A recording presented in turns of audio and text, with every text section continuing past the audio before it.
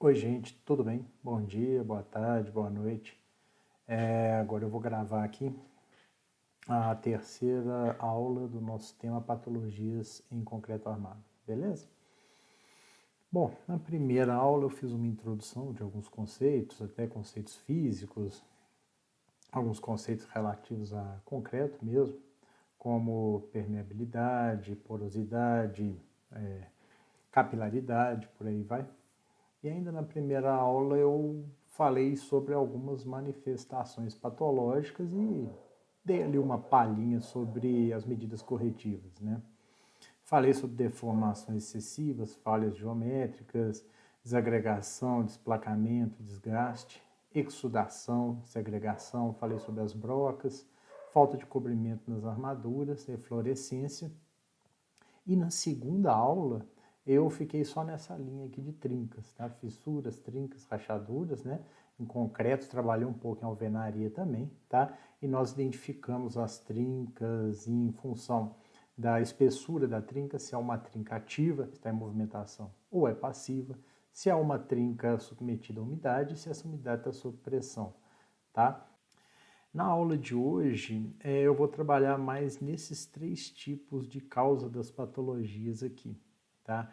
Que são as patologias congênitas, aquelas que já vêm do concreto, material de construção concreto em si, aquelas patologias referentes à execução também são congênitas, né?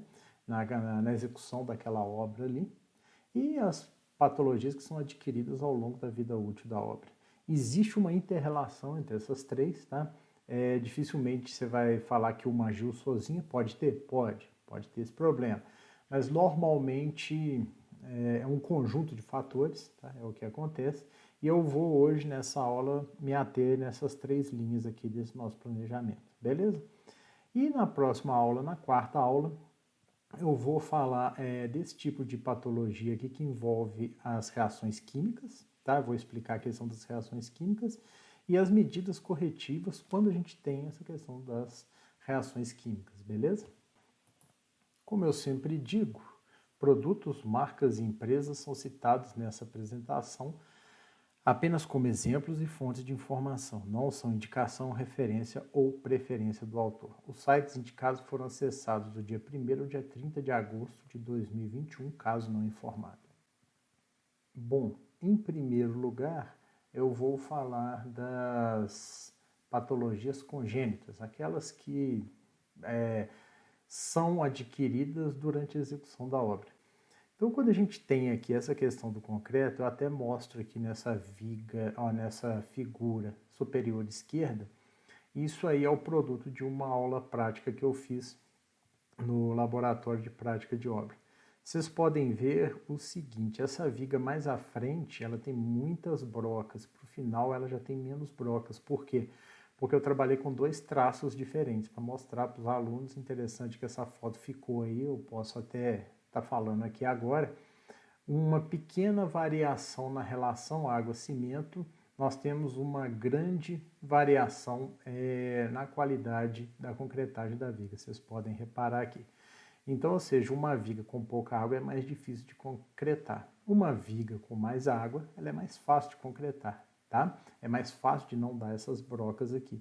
Porém, uma quantidade excessiva de água no concreto, igual vocês veem em materiais de construção, acaba tirando a resistência do concreto. E outro detalhe também, além de atuar nessa questão da resistência à compressão, o FCK do concreto, uma quantidade maior de água vai ser o quê? Mais água que vai evaporar durante a cura, a gente vai ter mais poros, mais capilares, tá? Isso daí também tem que ser levado em consideração. Então, a gente não pode ter nenhuma falta, nenhum excesso de água. Isso daí é muito interessante, tá? Vocês podem reparar nessas outras figuras aqui de baixo.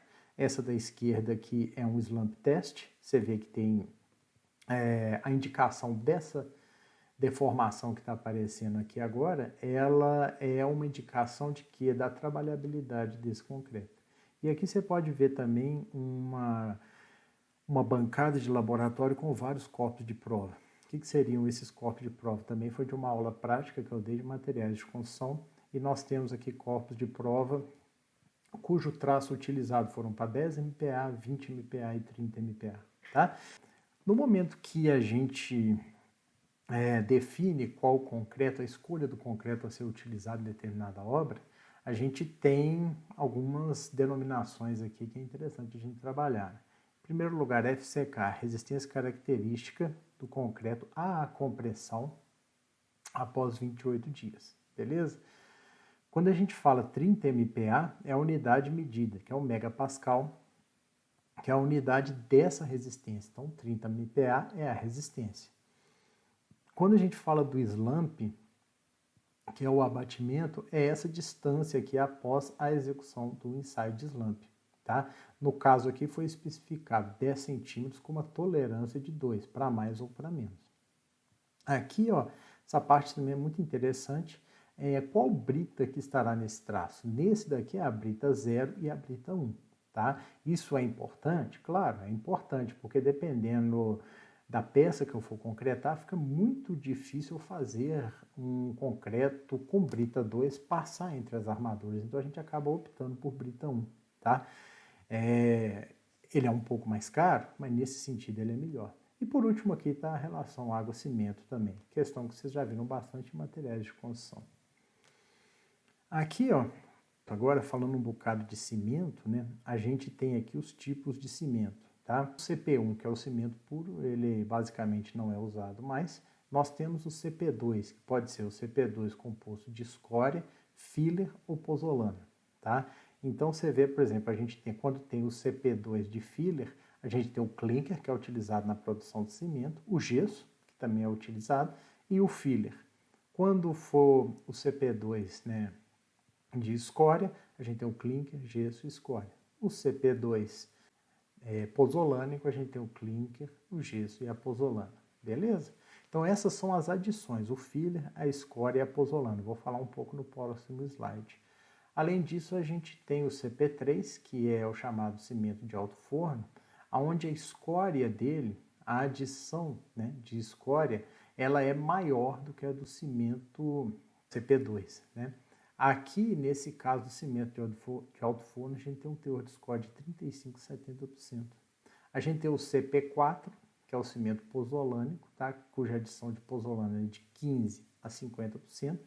E a gente tem o CP5, ARI, alta resistência inicial, tá? Que eu já até falei em algumas aulas anteriores, é meio complicado você usar conhecimento de uma maneira aleatória, abstrata, tá? Porque ele ganha resistência muito rápido, então é muito elevado o calor de hidratação dele, tá? O que pode gerar trincas nesse momento, que é o momento do ganho de resistência, da hidratação, das reações exotérmicas, tá? E ele também expulsa a água muito rápido, o que pode deixar um concreto relativamente poroso aí, beleza? E a gente tem também os cimentos resistentes a sulfatos e baixo calor de hidratação, beleza? Aqui, ó, eu até cito essa tabela aqui, que eu peguei nesse material da USP, é a tabela da norma, tá? Aqui a gente tem a designação normatizada, cimento Portland comum, cimento Portland composto com escória granulada de alto forno, cimento Portland composto com material pozolânico, cimento Portland composto com material carbonático, cimento Portland de alto forno, cimento Portland pozolânico, tá? E cimento Portland de alta resistência inicial, que é o ARI, beleza? Aqui você vê as siglas deles, aqui você vê as classes de resistência, tá? No caso do CP2, CP3 e CP4, nós temos 25, 32 e 40 MPa, tá?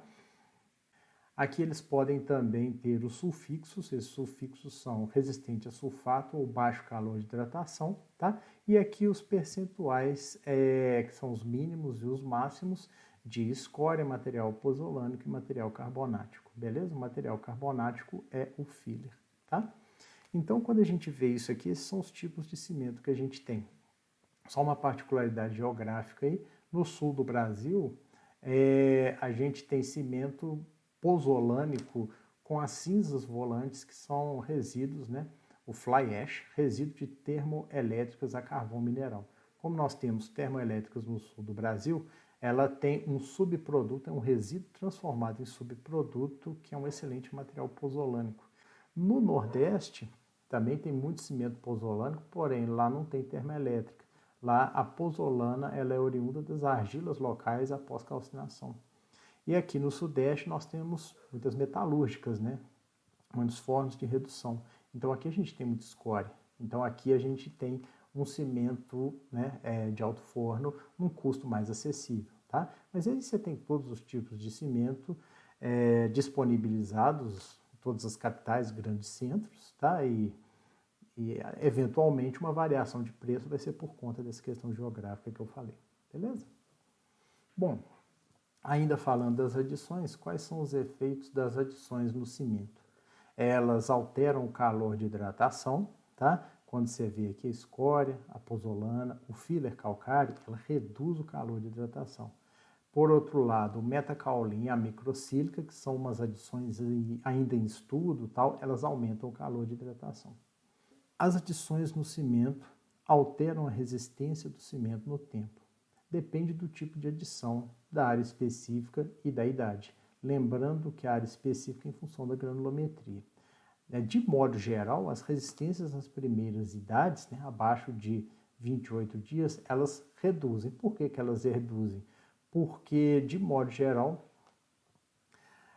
as adições que a gente usa, elas diminuem o calor de hidratação, ou seja, são reações um pouco mais lentas. Como essas reações são um pouco mais lentas, no sentido de não liberar tanto calor, elas também são um pouco mais lentas no sentido de ganho de resistência. As adições alteram a durabilidade do concreto. Elas fazem um concreto menos permeável, ou seja, um pouco mais resistente a agentes agressivos, é o que a gente está falando aqui, tá? Porque pelo fato do calor de hidratação ser um pouco menor, essas adições fazem com que haja uma menor perda de água por evaporação devido ao calor. Então vai ser um concreto com menos poros, tá? Elas ajudam também nos ataques por sulfatos, por quê? Porque reduz o L2O3 no cimento, tá? O L2O3 é do cimento do clinker, ele vem do clinker. No momento que você põe uma adição, você reduz esse teor aí, que é o principal, digamos assim, agente, né, no ataque dos sulfatos, tá? E tem uma redução também na reação álcali agregado. Além das questões químicas, né, que ajudam na redução da reação álcali agregado, tem também o fator de a gente ter um concreto menos capilar e menos poroso. E a reação álcali agregado depende da água que chega na interface entre os agregados graúdos e a pasta, beleza? Bom, falando um pouco aqui até rapidamente dos aditivos, né? Nós temos vários tipos de aditivos e como soluções muito boas, porém tem que ser utilizado na hora certa, no lugar certo, no concreto certo, tá? Você vê que nós temos aditivos plastificantes, reduz o consumo de água, né? Nós temos os superplastificantes tipo 1, os tipo 2, né? Superplastificante tipo 2 já são chamados de aditivo de terceira geração. Temos o retardador de pega, ele prolonga o tempo de dissipação de calor e o tempo de pega. Temos o acelerador, tá? Incorporador de ar, e outros por aí vai. Impermeabilizante, agente de cura, redutor de retração, e por aí vai. São excelentes soluções quando utilizados da maneira certa, tá? No concreto para a aplicação certa. Senão, o tiro pode sair pela culatra. Pode ser, você pode estar achando que está favorecendo por um lado, mas está prejudicando por outro. E por último, eu vou falar um pouco aqui também sobre os agregados, né? A gente tem que, para ter um bom concreto, o agregado também tem que ser bom, tá? A gente tem que evitar uma areia com excesso de finos ou sais, tá? E, de modo geral, em termos de agregado graúdo, evitar sujeiras, evitar agregados reativos, tal, e por aí vai, beleza? Então, aqui, ó, para fechar essa parte aqui das patologias congênitas, né, que a gente tem do concreto, vamos ver algumas questões aqui que tem que ser feitas na hora de fazer a escolha do tipo de concreto. Qual o tempo de início de pega? Isso é interessante, eu não sei qual vai ser o tempo de transporte que eu vou ter daquele concreto ou dentro da obra ou da concreteira até a obra. Qual o cimento que a gente vai utilizando? Isso é em função de quê? Da aplicação. eu posso precisar de um concreto, por exemplo, resistente a sulfatos, né? Temos algum aditivo? Qual aditivo que está nesse concreto? Quais as condições climáticas para aplicação? Temperatura, umidade relativa do ar. Se eu tiver um dia muito quente, um dia muito seco, com muito vento, a gente vai concretar uma laje, é uma época que não é boa para se concretar uma laje, tá? Porque aquilo ali vai tender a remover aquela água superficial ali, aquela primeira camada superficial da laje, e aquilo faz com que haja ali dentro uma movimentação de água para que essa água cubra essa que foi removida pelas condições climáticas e tal, e há uma perda de água ali, tá? Essa perda de água, ela é favorecida tanto pelo calor de hidratação do cimento, quanto pelas condições climáticas, tá? Ah, mas você vai deixar de bater aquela laje porque está calor, professor? Eu tenho que bater, olha, se der para programar ela de 8 às 10, melhor. Se der para programar concretagem dessa laje de 13 horas para frente, melhor. Já se programa fazer uma cura um pouco mais elaborada nela, tá? Guarda os sacos de cimento se for uma obra de menor porte e aí distribui aquele saco de cimento bem molhado, bem úmido em cima, tá? E ele vai reter aquela água ali um pouco melhor enquanto o sol estiver rachando, beleza? Nós vamos ter também algumas particularidades, né, durante a concretagem. Vai ser um concreto bombeado a grandes alturas, é um concreto autoadensável, igual esse daqui que a gente está vendo. Você vê que eu falei dessa aí na parte de concreto armado, que é o concreto autoadensável, né? Seria um concreto a ser lançado de maneira submersa, igual a gente está vendo aqui. Qual o tempo de entrega do concreto desde a concreteira até a obra? Em algum ambiente agressivo? Eu vou ter algum agente químico agressivo? Qual seria o CO2? Igual a gente está vendo aqui, a questão urbana. Eu vou ter um calor intenso, aqui a gente vê uma torre de resfriamento, tá? Eu vou ter abrasão. Será que eu estou trabalhando um pavimento de concreto, onde eu vou ter carretas iguais a essas aqui passando constantemente? Ou a questão do impacto? Você vê essas defesas rodoviárias aqui. O concreto vai ser aparente? Se ele for aparente, eu tenho que tomar um cuidado adicional, porque eu não vou ter ali uma etapa de reboco ou alguma outra, em algum tipo de impermeabilização ou algum tipo de revestimento, tá? Então, se for aparente, tem que tomar um cuidado especial não só com o concreto, também como com a forma. Eu vou ter contato com a água, tá? Igual você está vendo aqui, a gente tem um canal. Essa água é contaminada por sulfatos, esgoto, por exemplo, é contaminado por sulfatos. Essa água está sob pressão, é igual eu dei aquele exemplo para vocês aqui do túnel, do mega tatuzão, beleza? Teremos um agregado reativo, aqui você vê uma fotografia da reação álcool agregado. Então a gente tem que fazer várias perguntas antes de escolher o tipo de concreto, beleza? Continuando aqui, essa fotografia eu acho interessante, que aqui a gente vê uma viga após a remoção do escoramento. Além da gente ter as armaduras todas aparentes, nós ainda temos aqui uma concentração muito grande de brita. Bom, agora falando um pouco das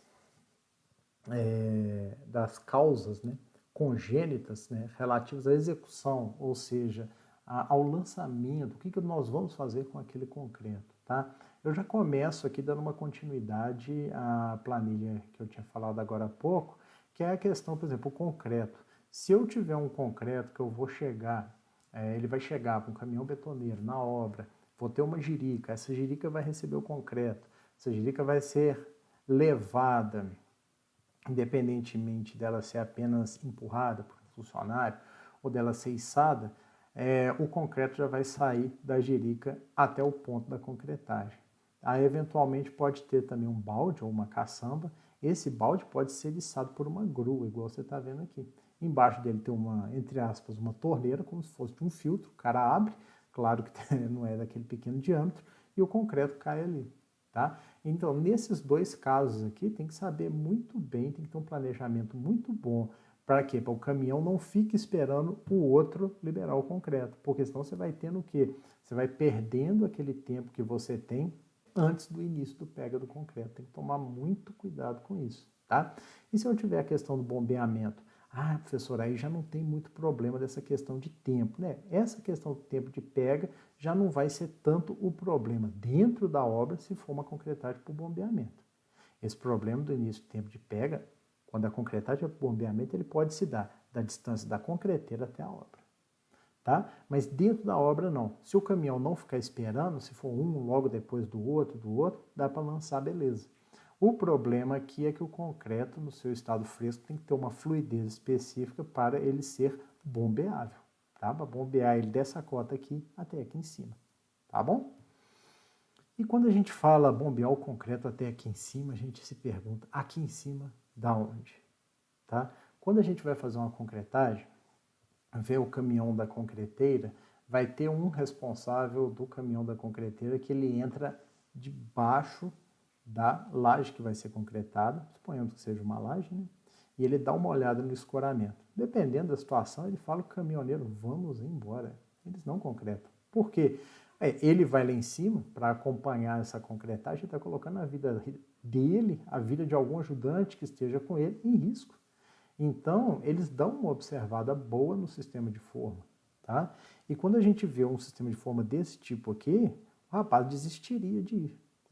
Essa concretagem aqui não seria feita por uma empresa séria, digamos assim. Porque veja você, aqui ó, o recomendável é que a gente tenha essa tábua apoiada no chanfro do apoio. Olha para você ver como que existe um chanfro, um corte, que essa tábua é colocada. Aqui está o pontalete sem emenda e mais um contraventamento. Tá? Se você reparar aqui, ó, nós não tivemos a tábua apoiada nesse chanfro do pontalete. Foi simplesmente colocada do lado e pregada, igual você está vendo, tanto nessa mais atrás aqui, quanto nessa principal.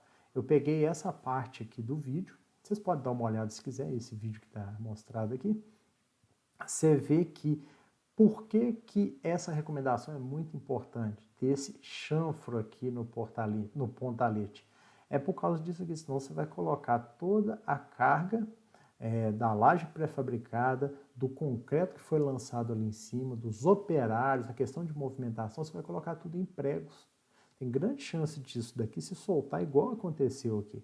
Se você ver no vídeo, você vai ver que tem uma barriga aqui nessa laje, nessa região que soltou. Quando os caras perceberam que aquilo soltou, alguém veio aqui embaixo, colocou essa escória com essa tábua aqui.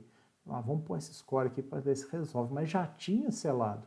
Não tem o que fazer. O peso do concreto era na hora da concretagem, já está lá em cima. O pontalete é recomendável que seja sem emendas. Colocaram esse pontalete aqui com uma emenda. Isso não é recomendável, tá? E quem vê esse vídeo vai ver vários outros detalhes aqui também que é meio tenebroso aí. Tá? Nesse mesmo vídeo, quem estava fazendo é até o proprietário, nesse mesmo vídeo teve um trecho da laje que caiu, cedeu. Aqui vocês podem reparar, foi nessa região aqui que a laje cedeu, por erro no escoramento e tal. Você pode ver aqui, ó, até a continuidade aqui, ó, você vê o EPS da laje, aqui. Aqui você vê a armadura negativa. Ficou aí, ué. Essa laje cedeu.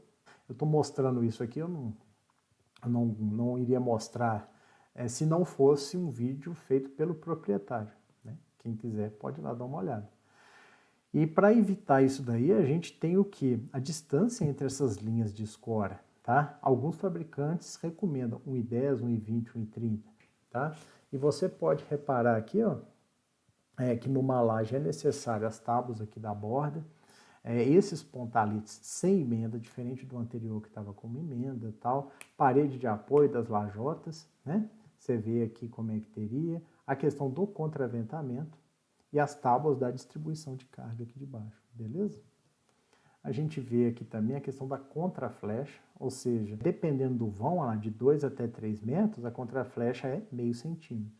De 3 a 4 metros, contraflecha 1 centímetro. 4 a 5 metros, 1,5. E de 5 a 6 metros, a contraflecha é 2 centímetros. É basicamente isso aqui a contraflecha. Eu tenho um ponto mais alto no meio, tá? Para quê? Porque essa laje vai selar, ela vai ceder um pouco. Então, a tendência é, no momento que nós colocamos a contraflecha e ela esteve dentro dessa margem aqui, recomendada, a contraflecha vai corresponder basicamente àquilo que se espera que a laje vai ceder. Então a laje vai tender a ficar na horizontal. Eventualmente, essa obra aqui que eu já tinha até explicado para vocês, calculamos inclusive a deformação dela num desses vídeos anteriores dessa sequência. Um grande erro que pode ter sido aqui é a falta da contraflecha, ou pior ainda, talvez as escoras do meio estivessem já um pouco abaixo. Aí você vai fazer o quê? Aumentar a tendência à deformação quando a laje der aquela deformação natural dela. Outra questão interessante é o seguinte, quando a gente estiver executando a laje do terceiro pavimento, tem que pôr um bom sistema de escora no segundo e no primeiro. Eu não posso lançar toda essa carga aqui de concreto fresco, trabalhadores, vigotas, lajotas, nenhuma laje aqui de baixo. Ela não está preparada para receber isso, mesmo que já tenha vários dias que se tenha concretado a laje de baixo, tá? É muito importante essa questão aqui.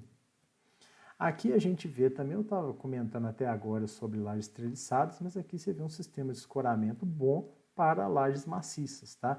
Eu não sei se essa aqui seria a mesma obra ou obras diferentes, mas algumas particularidades são interessantes. Você vê que aqui tem todas as escoras metálicas, o que é bem recomendável hoje em dia.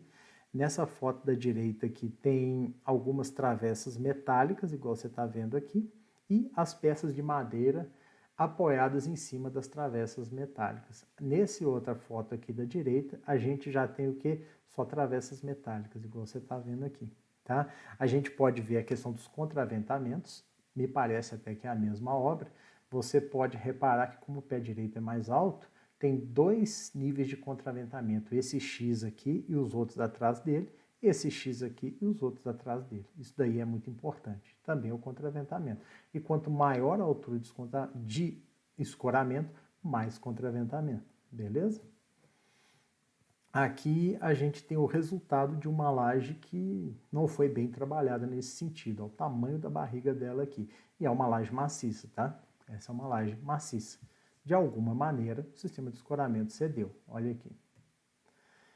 Continuando a falar um pouco das lajes aqui, né, ainda dentro das causas, digamos, congênitas de execução, tá?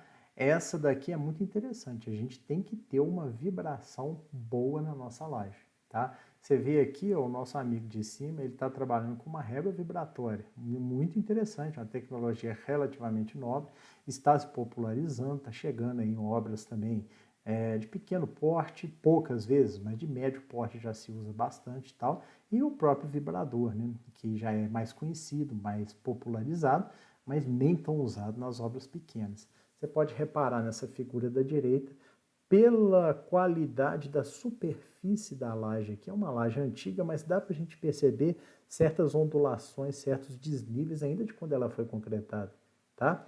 E você pode ver, foi uma laje que não teve uma vibração muito boa. Ah, professor, então essa laje foi aquela que você mostrou que a armadura está toda comida, toda oxidada, tal. Foi por causa disso? Não apenas. Tá? O pior foi que essa laje está numa cidade litorânea, se não me engano, no Rio de Janeiro, e é um ambiente extremamente agressivo com cloretos. E ela ficou uns 10 anos exposta ao tempo. Chuva, sol, que já aumenta um pouco as trincas, e teve a questão dos ataques dos cloretos também. Tá? Mas se fosse uma laje que tivesse sido executada com uma vibração melhor, talvez ela teria suportado um pouco mais tanto a questão da variação de temperatura quanto o ataque dos cloretos, tá?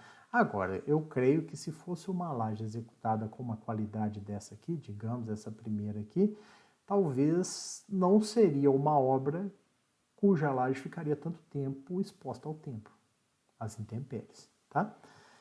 Bom, continuando aqui com a questão das lajes, eu já tinha mostrado essa também, só que agora eu estou mais nas causas, né? Vocês devem ter reparado, tem uma coisa ou outra que eu estou repetindo, mas agora eu estou focando mais nas causas, beleza? Então aqui, essa laje aqui, que eu até já tinha mostrado para vocês, ela teve essa fissuração nos primeiros dias, então foi uma fissuração devido à retração, falta de cura.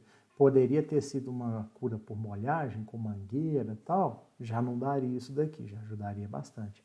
Uma cura por lâmina d'água, onde se deixa uma altura de água ali naquela laje, melhor ainda.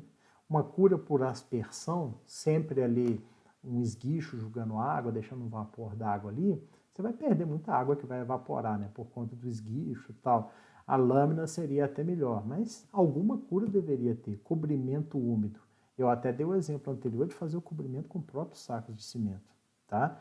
Isso aí ajuda pra caramba também. Existe até a cura química, mas eu não vou entrar nesse detalhe aqui agora, beleza? Cura a vapor, que é para pré-fabricados e tal.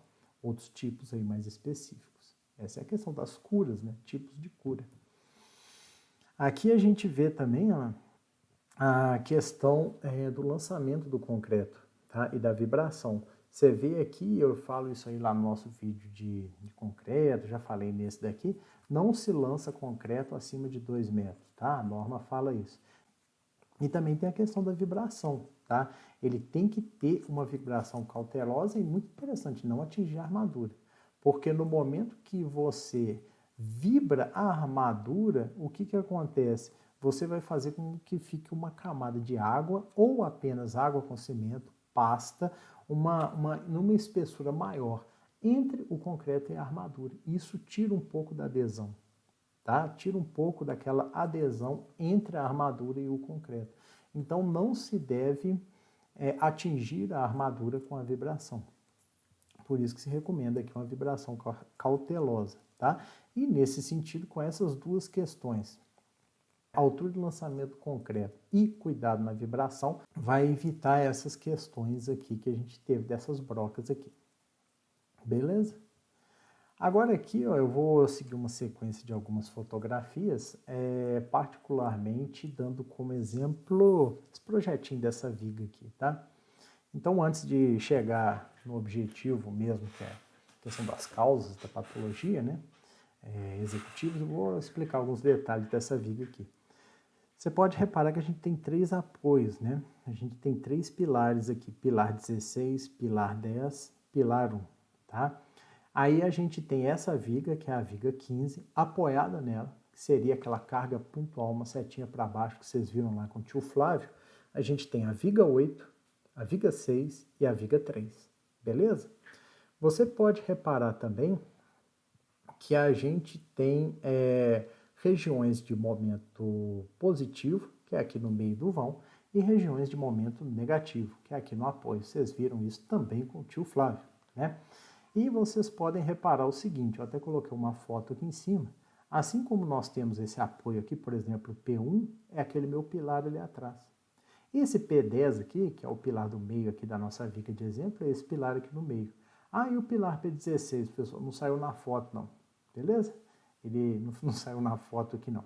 Só para fazer uma similaridade, você pode reparar que em cima nós temos 3 barras no nosso projeto aqui. São 2 barras de 12,5 milímetros, que é meia polegada, na primeira camada. E numa segunda camada nós temos uma barra de meia polegada, 12,5. Ah, professor, o que é primeira e segunda camada? É isso aqui, ela. Você vê que tem 2 barras longitudinais acima, essa outra aqui de baixo já é a segunda camada, você pode reparar aqui direitinho, beleza? Por que isso, professor? Porque não colocou as 3 uma do lado do outro? Pelo espaçamento entre elas. Senão, como que vai ser feita a concretagem? Não tem como, né? Tem que ter um espaçamento entre elas, tá? Então, aqui você vê que são 3 barras de meia polegada, 12,5 milímetros, distribuídas em 2 camadas. E aqui de baixo? Aqui de baixo nós temos 2 barras de 10 milímetros, tá?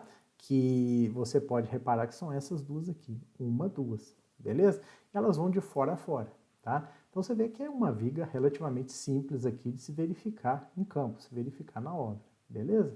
Fazendo uma similaridade com a fotografia que eu coloquei, ó, nessa fotografia são 2 barras abaixo aqui também, você pode reparar aqui, ó, 1, 2 aqui, ó, essa e essa que segue de fora a fora nessa viga. E nessa fotografia que eu mostrei, nós temos 2 barras negativas, 2 barras acima da viga, né, que nós temos 2 mais finas de montagem, que é essa e essa, que vai de fora a fora, e tem uma que é o reforço negativo, veja ela aqui no meio, tá? Então são 3 barras, mas de uma maneira um pouco diferente aqui do nosso projeto. Aqui nós temos 3, 2 acima e uma segunda camada, um pouco abaixo. Aqui a gente tem as 3, uma do lado da outra. Aqui no projeto a gente tem as 3 barras indo de fora a fora na viga. Aqui na fotografia não, o reforço começa aqui, ó, ele vem daqui para cá. Então ele só pega a região do momento negativo. Casos diferentes, tá? Mas eu quis dar essa explicação aqui para falar. A última coisa que eu ia falar é essa questão do estribo. Aqui, ó, no projeto, são estribos de 9 por 34. E você vê o seguinte, a distância entre um estribo e outro varia ao longo da viga. Nesse trecho em balanço aqui, ó, o estribo, o N1, é a cada 12 centímetros. Nesse trecho aqui, ó, nós temos o estribo N1 a cada 21 centímetros. Nesse outro vão aqui, nós temos o N1 em dois espaçamentos diferentes. Tá? Nesse primeiro trecho aqui é a cada 16 centímetros entre um e o outro, e aqui é a cada 21 centímetros, tá? Um espaçamento maior. Isso daí tem que tomar muito cuidado também, beleza? Só para mostrar na fotografia aqui, ó, esse aqui é o espaçamento entre um estribo e outro, beleza? Vou continuar agora com esse projeto da parte de baixo aqui. Se a gente pode ter vários tipos de patologia numa viga igual a essa daqui. Aqui vocês vão ver nessa figura que são trincas referentes a um momento positivo. Tá? Essa viga selou. Então são esse tipo de trinca aqui que eu já tinha mostrado para vocês na aula lá sobre trinca. Tá? Uma trinca no momento positivo na face inferior da viga. Tá? O que pode causar uma trinca dessa aí? Várias coisas. Sobrecarga, o tipo do concreto, desforma precipitada, tá? Mas basicamente em termos executivos, se eu for olhar com vocês com o projeto aqui, seria o quê? Um problema nessa armadura positiva. Talvez ela não estivesse atendendo ao que estava indicado no projeto, ou talvez o problema pode ser do projeto também, tá? Outra questão, às vezes, também, que pode ter dado, é não ter trabalhado com essa seção, com essa altura aqui da viga, tá? Então, ou seja, isso daí pode ter uma incoerência ou na armadura positiva ou na altura da viga. Igual eu falei, também pode ser desforma precipitada, o tipo do concreto, pode ser uma sobrecarga adicional. A gente não sabe que pode ter gerado isso daí, beleza? Mas é uma trinca devido ao momento positivo. Aqui, ó, a gente já pode ver, são 3 pilares aqui, ó, 1, 2, 3, e essa viga é uma viga transversal. E esse aqui é o sentido da via, ó, os carros passam nesse sentido, tá? São 3 pilares, e desses 3 pilares, acima deles tem essa viga transversal. E essa viga transversal recebe as vigas longitudinais, tá? Que suportam o tabuleiro aí dessa ponte, beleza? Então, o que acontece? Você pode ver que essa viga transversal aqui, nós temos uma trinca nela que se caracteriza uma trinca porque momento negativo, ou seja, foi uma trinca bem aqui no apoio, na face superior, onde a gente tem predominantemente a tração, beleza? Aqui a gente já tem uma trinca positiva, é uma trinca do momento positivo, uma trinca embaixo, é uma trinca da tração que a gente tem do momento positivo, que nessa região, devido ao momento positivo, vai ser na face inferior da viga, tá? Então, ou seja, essa daqui do momento negativo, o que está combatendo essa trinca aqui? A armadura negativa, que é essa armadura aqui de cima. E essa trinca do momento positivo, o que está combatendo essa trinca? A armadura positiva, que é essa embaixo aqui na viga, beleza?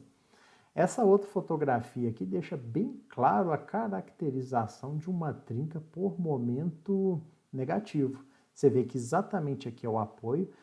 Para cá a gente tem um balanço, tanto que aqui ó, já começa a mudar a seção da viga. É uma seção em mísula, ela vai diminuindo. Aqui começa com essa seção aqui, diminui um bocado. Tá? E você pode ver que como é balanço para lá, é claro que o momento aqui vai ser negativo, nós temos uma configuração de trinca parecida com essa daqui de momento negativo, beleza? Aqui você pode ver, ó, a gente tem uma trinca baseada ao esforço cortante, tá? Houve um cisalhamento aqui. Você pode reparar que quando a gente tem essa trinca, ela já não é tão dependente da armadura longitudinal e nem da altura da viga. No caso aqui, essa trinca ela seria mais oriunda de condições relativas à seção transversal de concreto, a área da viga como um todo, que é a área da viga que vai estar sofrendo cisalhamento, diferente do binário da flexão. Outra questão importante aqui é a distância entre os estribos. essa distância que eu falei que varia ao longo dessa viga aqui, ó, aqui é N1 a cada 16, aqui é N1 a cada 20, você vê que perto do apoio, nós temos uma quantidade maior de estribos. Para que isso? Para que os estribos vençam esse esforço de cisalhamento, que é o esforço cortante. Tanto que você vê que a trinca deu basicamente próximo ao apoio. Olha para você ver. E naquela configuração que eu tinha falado com vocês antes aí de trinca devido ao esforço cortante. Beleza? Aqui, ó, tem esse vídeo aí, né? Esses caras aí do pulo do gato na construção, até dá uma explicação boa, são dois irmãos e tal. E ele foi chamado de uma obra, a estrutura já estava pronta e eles encontraram aquela trinca ali, ó. Parece que o cara que tinha mexido na obra antes até lançou um chapisco aí para disfarçar a trinca. O que seria isso aí? É uma trinca de cortante. É uma trinca devido ao cisalhamento, tá? É uma trinca perigosíssima, porque o tipo de ruptura aí é abrupto, é instantâneo, tá? E aí eles até tipo um porão de uma casa, meio mal iluminado, tal, aí ele tá até com o celular iluminando aí, mas você vê que a viga, você vê que a trinca é nesse sentido aqui. Quem quiser pode dar uma olhada nesse vídeo aí, beleza? Bom, gente, agora aqui, ó, a gente vê a questão do empuxo no vazio, tá? Você vê aqui nessa figura da esquerda que a gente tem o seguinte, a espera do pilar que veio, a armadura do trecho inferior do pilar, para se adequar à posição do pilar aqui que vai ser concretado, eles fizeram essa dobra aqui, olha para você ver essa curva aqui, 1, 2, 3, 4. Isso não é recomendável, tá? Isso se chama você trabalhar com empuxo no vazio. Você perde a continuidade daquela armadura. O ideal é isso aqui, ó. Você ter ao longo de todo o pilar, ao longo de todos os pavimentos daquele pilar, de uma casa, de 2, 3 pavimentos, de um prédio, o que seja, você ter esse pilar de uma maneira linear, tá? Não é recomendável que você faça essa dobra nem de um lado do pilar em 2 barras e nem, muito menos ainda, é claro, em todas as barras do pilar, como foi feito aqui, tá? Isso daí não é recomendável de maneira nenhuma. Essa daqui, pior ainda, tá? Isso daqui já causou vários acidentes por aí, é o empuxo no vazio. Veja o que é feito aqui, eles vêm com a armadura negativa, faz uma dobra nela, entra para baixo, faz bem dizer um S e continua dela aqui com a armadura negativa dessa laje em balanço. Tá? Igual você está vendo aqui. Isso nunca pode ser feito. Isso daí é muito perigoso. Tá? Isso normalmente vem com detalhamento específico em projeto de como fazer para que não tenha esse empuxo no vazio. Outra questão também, que eu já até tinha comentado com vocês, é a falta de recobrimento. Você vê que essa laje aqui, ó, ela foi concretada aqui. Você vê que na lateral aqui teve um recobrimento. Dá a impressão que o recobrimento inferior ele não foi respeitado, tá? Não se usou aqui nenhum tipo de espaçador, poderia ser um espaçador de argamassa, tá? Um espaçador de plástico, igual você está vendo esse aqui é de pilar, esse daqui já é o de cadeirinha especificamente para essa utilização aqui, porque manteria os vergalhões afastados do tablado ali da forma, né, utilizada para essa concretagem. E você pode reparar que o recobrimento aqui, bem dizer, zero. Tá? Não houve reação ainda na armadura. Você vê que não houve desplacamento. A gente está vendo a armadura mesmo porque foi mal concretada. Tá? E aqui, ó, na lateral teve recobrimento. Você pode reparar que aqui tem 2, 3 centímetros de recobrimento. Aqui não. Tá? Por que é o erro disso aí? Falta de verificação um pouco antes da concretagem, se essa armadura está afastada do tablado ali, do que está sendo concretado. Aqui a gente tem também uma questão que eu já falei, a gente tem que ter um afastamento tanto horizontal quanto vertical nas barras, porque senão não consigo concretar isso aí, como que o concreto vai passar? Tá? Na especificação do concreto, a gente tem a opção de escolher qual brita vai ser do concreto, brita 1, brita 2, brita 0, brita 0 e brita 1, qual que vai ser? Eu posso trabalhar essa especificação, inclusive a norma especifica essa distância em função também da dimensão do agregado. Olha para você ver, tá? Nas distâncias verticais, que é o AV, o afastamento vertical entre uma barra e outra, ela tem que ser maior ou igual a 2 centímetros, ou o diâmetro da barra, ou a metade da dimensão do agregado. Tá? E no afastamento horizontal, que você está vendo esse daqui, ó, afastamento horizontal entre barras, tem que ser maior ou igual a 2 centímetros, o diâmetro da barra, ou 1,2 a dimensão do agregado. Senão não tem como o agregado passar aqui nessa gaiola. Deu para vocês perceberem? E aqui, ó, tem também em função de quê? Esse afastamento, em função do vibrador, ele tem sempre que ser maior que a agulha do vibrador, para que o vibrador consiga trabalhar ali e sem encostar nessa ferragem. Igual eu falei, não é recomendável encostar na ferragem. Você vai perder a aderência concreto-aço no momento que você começa a encostar o vibrador no aço. Beleza? Essa questão de escoramento aqui, estou até mostrando o escoramento de uma viga, você vê que já foram removidas as formas laterais, né, da concretagem dessa viga, e só ficou o painel inferior e o sistema de escoramento, beleza? Tem que tomar muito cuidado na montagem do escoramento, se o escoramento está bom para a hora da concretagem, e o outro cuidado interessante é a remoção do escoramento. Igual eu mostro aqui para vocês, ó. Quando a gente tem um balanço, por exemplo, é muito crítico a remoção desse escoramento. Aqui a gente tem uma viga que vem em balanço aqui e outra que vem em balanço daqui, tá? Se a gente pegar só um desses lados aqui para a gente estudar, por exemplo, esse aqui, você vê que a gente tem essa viga, aqui está esse último apoio dela, igual você está vendo aqui, ó. Aqui a gente vai ter o quê? Um momento negativo, tá? Quando ela estiver em trabalho, aqui a gente vai ter nessa parte aqui, nesse balanço dela aqui, só momento negativo, beleza? E quando ela estiver escorada, o que a gente vai ter? Eu não vou ter ela trabalhando igual vocês estão vendo aqui, eu tenho esse sistema de escora aqui, tanto na figura quanto no meu esquema. Se eu tirar da escora da ponta, igual você está vendo aqui, ó, eu vou ter esses esforços atenuados, tá? E você vê aqui, ó, que eu vou ter a ponta dela já tendo um momento negativo, é como se o meu escoramento fosse o último pilar, o escoramento que restou estivesse trabalhando como o último pilar. Eu tenho esses esforços atenuados e basicamente esforços negativos. Agora, se eu vier aqui e tirar as escoras do meio e deixar a escora da ponta, o que vai acontecer? Eu vou estar mudando a configuração de trabalho da viga.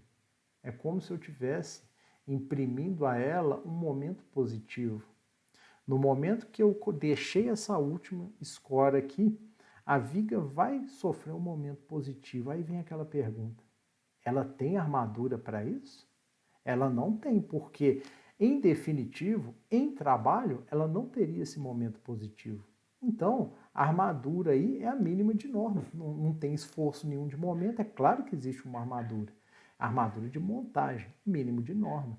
Não é para vencer um momento positivo. E se eu deixei essa escora e tirei as escoras do meio, eu criei esse momento positivo.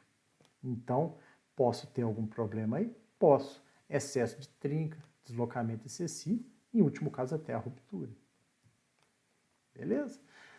Aqui a gente vê também, ó, quando a gente trabalha em pilares, normalmente, quando tem mais de um pavimento, 2 pavimentos, com a questão dos gastalhos, você vê que a armadura está aqui da espera, vai ser colocada a nova armadura, em volta é feito o quê? E esse sistema aqui que chama gastalho ou colarinho.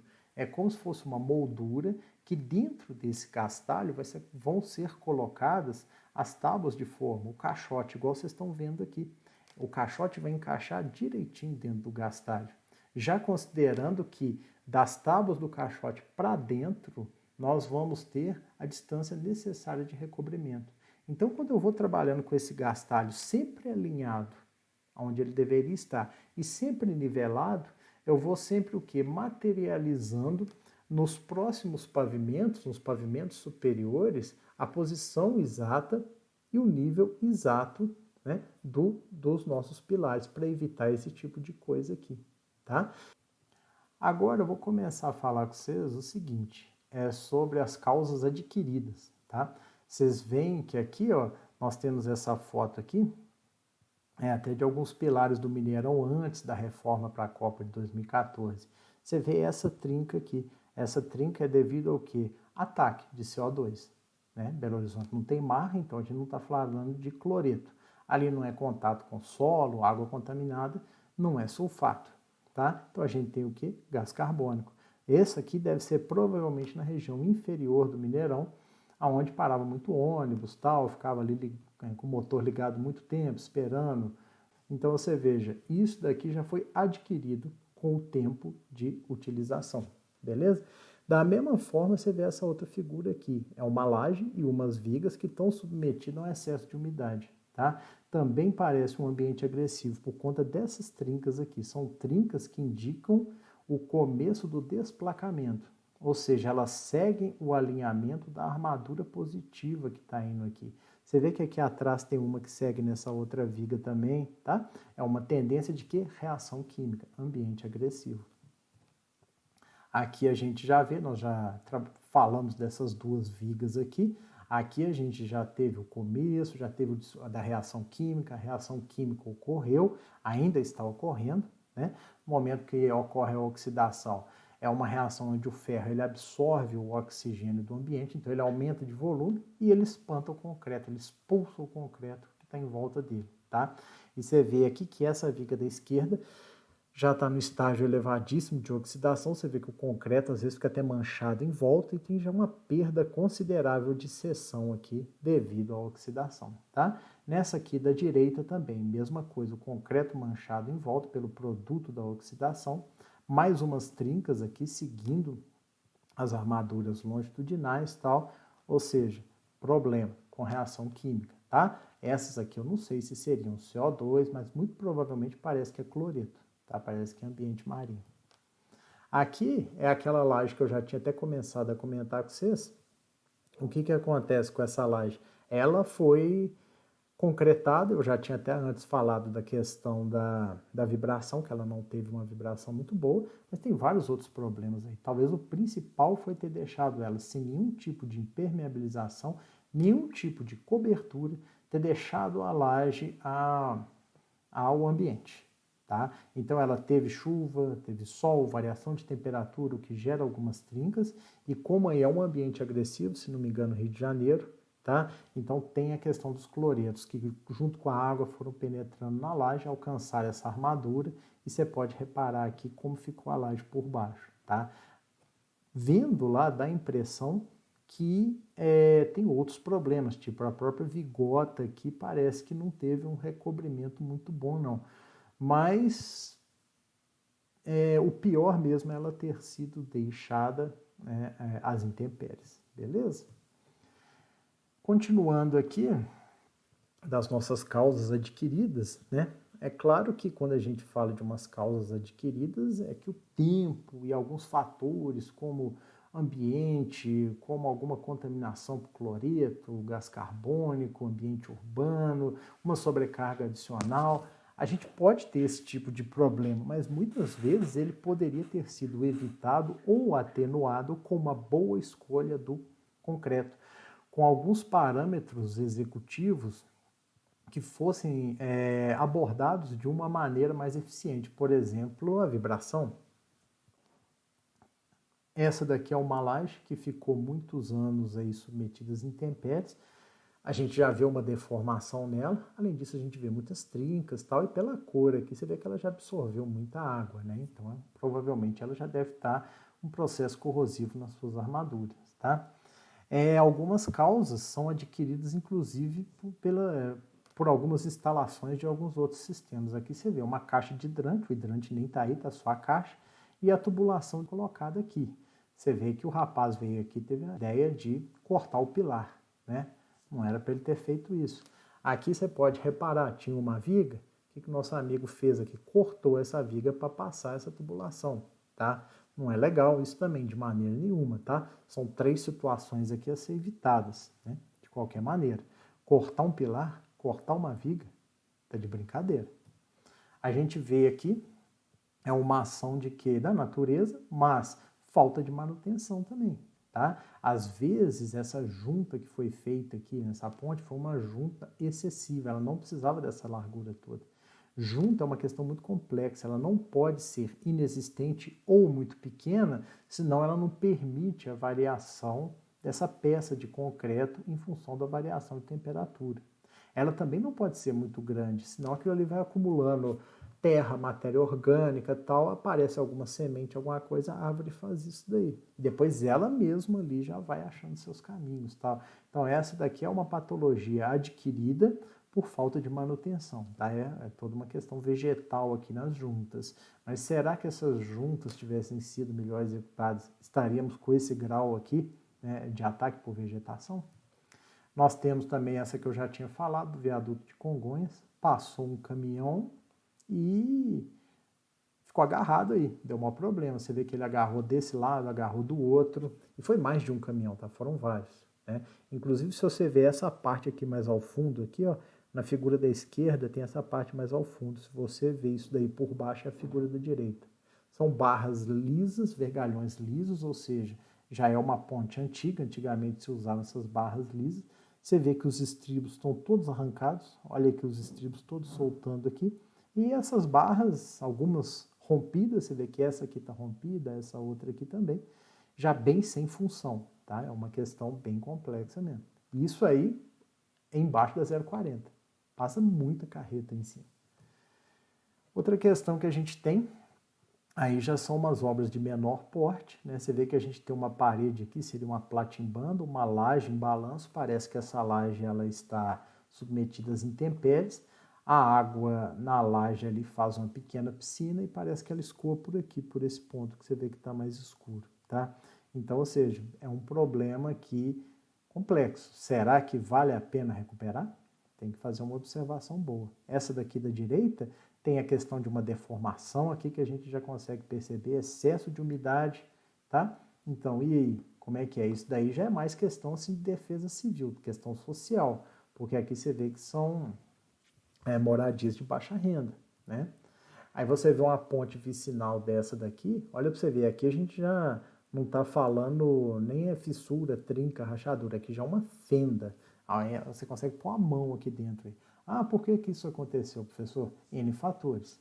Antigamente, até uns 40 anos atrás, o concreto era bem mais barato do que o aço. Então, às vezes se faziam grandes blocos de concreto sem armadura, ou quase sem armadura. E parece que nesse caso aqui, essa fenda, ela é originária da falta de uma armadura, tá? Parece que com a movimentação horizontal do tabuleiro da ponte durante o trânsito, teve essa movimentação também gerando essa fenda aí no bloco de concreto. Além do que, eventualmente, pode ter tido um descalçamento embaixo dele pelo fluxo de água, pelo rio que está passando aí, a gente não sabe, beleza? Mas é uma patologia no concreto extremamente perigosa, tá? Bom, gente, por hoje era isso mesmo. Fechei essa parte aqui das causas das patologias congênitas devido ao concreto, congênitas devido à execução e adquiridas, tá? Na próxima aula, que vai ser a quarta aula dessa sequência, quarta e última, eu vou falar aqui dessas questões químicas, das reações químicas que provocam trincas com desplacamento e tal, e dos tipos de correção que a gente vai ter, beleza? Bom, gente, era isso mesmo. Muito obrigado. Grande abraço aí. Tchau.